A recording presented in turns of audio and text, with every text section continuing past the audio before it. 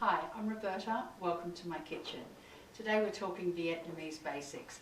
And one of the most basic things in Vietnamese cuisine, in fact throughout a lot of Southeast Asia, is deep fried garlic and deep fried shallots. So we're going to make some of these. Now we want to slice the garlic and the shallot as thinly as possible. So we're just peeling them and we're shaving them. If you've got great knife skills, good on you. If you haven't, go nice and slow and just shave them as thinly as you possibly can. Now, one of the tips I've learned from my chef friends, obvious when you think about it, but wasn't obvious to me, is you're going to fry the garlic first, because we're going to start the garlic in cold oil. Garlic caramelizes very quickly. We've got about 3/4 of a cup of oil there. In with the garlic, and in just a minute, we'll put that on the heat and bring it up until it just starts to fry. Once it's fried, which is only going to take a minute or two, we'll take it out and then we'll deep fry our shallots on a much higher heat because they take a lot longer to caramelize. They have less natural sugars. So again, I've got about 6 shallots here that I've just really finely sliced, as finely as I'm able to, and we'll pop them in and fry them until they're crisp and golden. And then these go on top of salads, on top of soups, as a garnish. It adds texture, it adds flavour. It's beautiful. Let's go to the stove. Now that's been going for about 2 minutes from a cold start. If we'd dropped that into hot oil, it just would have caramelised so quickly that it would turn bitter before we could get it out of the oil. So the cold start is key, and I think maybe it'll need another minute. You'll know, but don't walk away from it. Smell it and keep an eye on it. The second you start to smell it toasty, the second it starts to colour, let's scoop it out onto paper towel. Okay, so that's just starting to colour, and it's that fine line between letting it go and getting it out before it burns. So I'm just going to take it a little bit further. It's still sizzling, which means there's still steam escaping, but look, it's changing colour before your eyes. Let's switch over to the scooper because we want to be able to get that off the heat.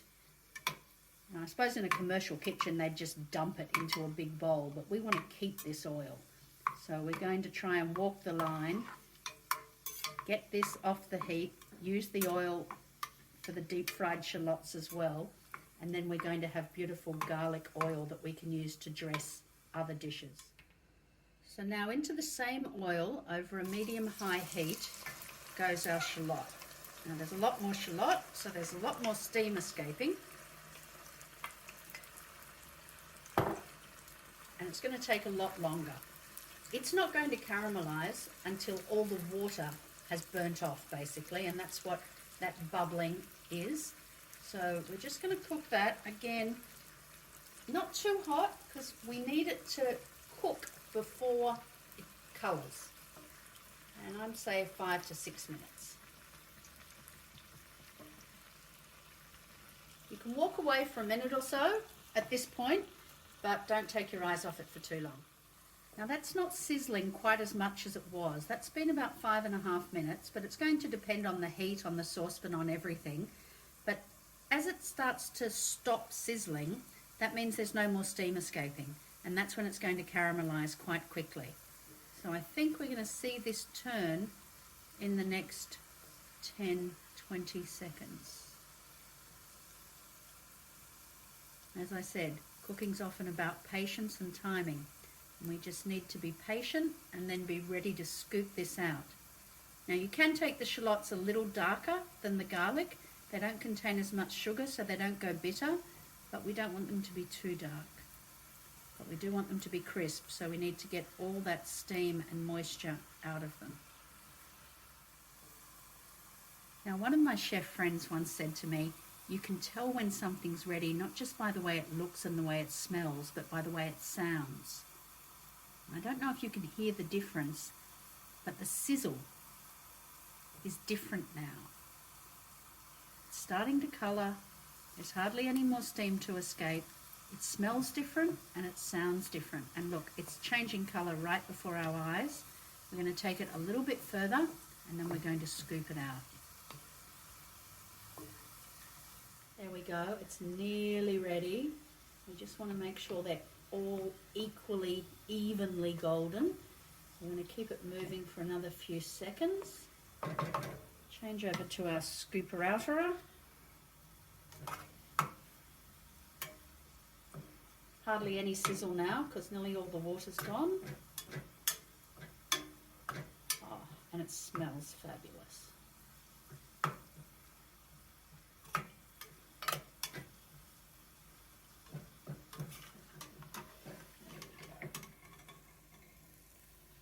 Look at that, beautiful. So there we have it, our beautiful deep fried garlic, I guess you could call them garlic chips, our beautiful deep fried shallots, and we want to spread those out so they cool as quickly as possible because we don't want them going soggy, but nothing goes to waste. We also pour the oil we used through a paper or muslin lined chinois, fine sieve. Let the oil drip through, and we're going to put that oil, cover it, pop it in the fridge and use it for recipes that call for deep fried garlic oil because it's got all the beautiful flavour of both the shallots and the garlic in it, so why waste it? And that'll keep covered in the fridge for a week or two.